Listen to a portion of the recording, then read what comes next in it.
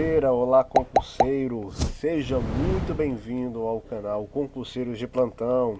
É isso aí, gente, nós estamos aqui voltando novamente às nossas videoaulas, né? E como prometido, eu falei logo nas primeiras, eu acho que no primeiro vídeo, que nós também teríamos o conteúdo de ah, sociologia e filosofia. Então nós estamos aqui revisando Enem nas ciências humanas, que na verdade são a filosofia e a sociologia. E hoje, pessoal, nós temos aqui duas questões, a gente vai tentar ser bastante objetivo. Eu nem fiz slide, fiz apenas aqui um Wordzinho, no caso que estou usando aqui o programa do Linux, que é o Writer. Fiz apenas um Writer muito simples, para a gente aqui realmente é, fazer a nossa aula de forma bastante objetiva. Então vamos para a questão aqui, a questão do Enem de 2016. Diz assim: hoje a indústria cultural assumiu a herança civilizadora da democracia de pioneiros e empresários, que tão pouco desenvolvera uma fineza de sentido para os desvios espirituais. Todos são livres para dançar e para se divertir, do mesmo modo que, desde a neutralização histórica da religião, são livres para entrar em qualquer uma das inúmeras seitas. Mas a liberdade de escolha da ideologia, que reflete sempre a coerção econômica, revela-se em todos os setores como a liberdade de escolha, o que é sempre a mesma coisa. Então o texto aqui de Adolfo ter Walker Hemmings, acho que esse nome aqui é alemão, do seu livro Dialética do Esclarecimento, né? Bem, uma questão aqui que fala de inúmeros assuntos, pelo menos três, que vai falar sobre a indústria cultural, a relação da indústria cultural com a economia e a religião ou a neutralidade da religião, que vários temas, mas a gente tem que ver aqui o que é que a questão quer. Gente, primeira dica aqui para quem vai estar fazendo o Enem. Na maioria das vezes, mesmo sendo questões conteudistas, vai ter também, pelo menos na pegada das humanas, que é geografia, história, sociologia, filosofia, a questão da interpretação textual. Você precisa unir a interpretação textual daquilo que você tá lendo e o conteúdo prévio que você já sabe de seus estudos. Então, vamos ver aqui. A liberdade de escolha na civilização ocidental, perceba bem, a liberdade de escolha na civilização ocidental. De acordo com a análise do texto, o que essa liberdade de escolha é para a civilização ocidental? O que essa liberdade se transparece? Será que é o legado social, patrimônio político, produto da moralidade, conquista da humanidade ou a ilusão da contemporaneidade? Ou seja, a questão vai falar aqui sobre a evolução da sociedade no sentido de que hoje ela tem capacidade de vivenciar áreas que antigamente as pessoas não conseguiam. Olha que interessante esse fragmento aqui.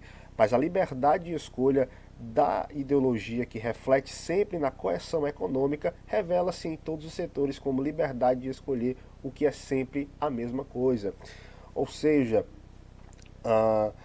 as pessoas elas têm essa liberdade religiosa, assim como também tem essa liberdade econômica, ou seja, do mesmo modo em que você tem capacidade de escolher a religião que você quer, o Estado, de forma ou outra, vai sempre coercitir economicamente, mas também religiosamente falando.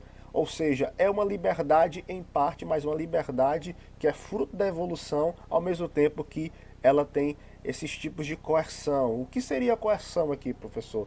Coerção é um conceito sociológico que nos dá a ideia de que há uma regra, você precisa obedecer uma regra do Estado, uma regra do governo, a fim de que você sempre possa obedecer legalmente aquilo que o governo ou o Estado quer. Então, quais são as coerções sociológicas e religiosas nesse sentido? É que cada um tem a religião para escolher, mas existe um leque de religiões onde as pessoas podem escolher. Ah, desde cristianismo até umbanda, quem sabe, isso poderia ser um exemplo. Então aqui, vamos lá. Será que isso é um legado social? Eu penso que não. O legado social seria o que uma sociedade elege ou lega, ou que ela leva de uma sociedade para outra, ou seja, uma sociedade antiga para uma sociedade mais nova. Então o ponto aqui não é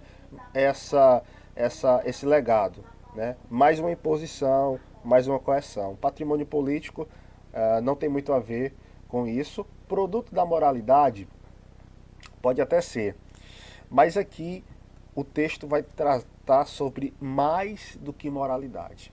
Bem, conquista da humanidade, nem tanto, né? Eu acho que a humanidade ainda precisa evoluir cada vez mais. Então nos resta aqui apenas a ilusão da contemporaneidade. Às vezes as pessoas acham que a contemporaneidade é evolutiva, ela é um fruto de um passo mais acima do nível médio que as sociedades antigamente viviam, mas isso aqui é uma ilusão da contemporaneidade, porque mesmo nós tendo os nossos direitos, quem sabe, mais evoluídos do que sociedades mais antigas, isso aqui apenas é algo da ilusão mental que pode ser evoluída ao longo dos anos. Então aqui a opção correta é a letra E. Então vamos aqui rapidamente, uma última questão aí importante, ó, Enem de 2019, último Enem aí, né,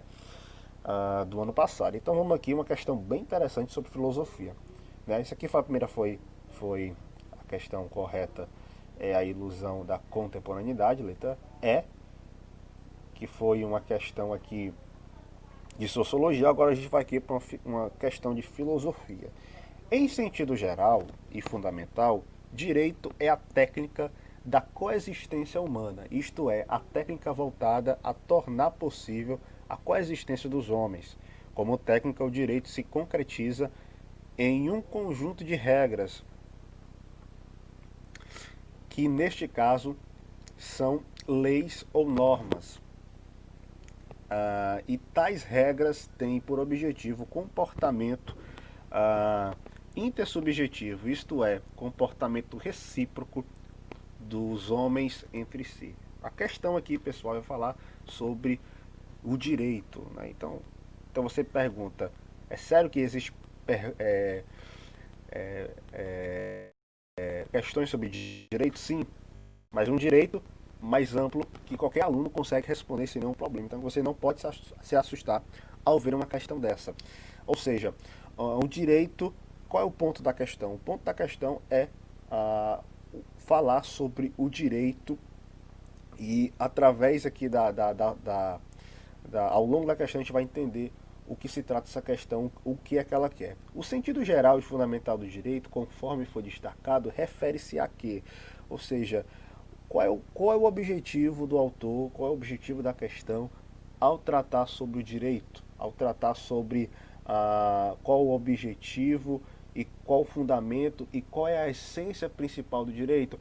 Ele deixa aqui, pessoal, uma rápida e objetiva definição do que é o direito, que é a técnica da coexistência humana, a técnica voltada para tornar a coexistência dos homens, ou seja, deixar com que os homens andem correlacionados no sentido, claro que subjetivo, e esse sentido subjetivo aqui vai tratar sobre a particularidade de cada um, e a particularidade de cada um vai ser respeitosa, recíproca e verdadeira entre cada uma das pessoas. Então, isso aqui é a definição básica que a questão trata sobre direito.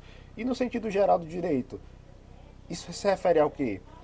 Aplicação de códigos legais, a regulação do convívio social, a legitimação de decisões públicas, mediação de conflitos econômicos, a representação da autoridade constituída. Perceba que todos os 5 tópicos tratam sobre uma característica muito conhecida do direito, né?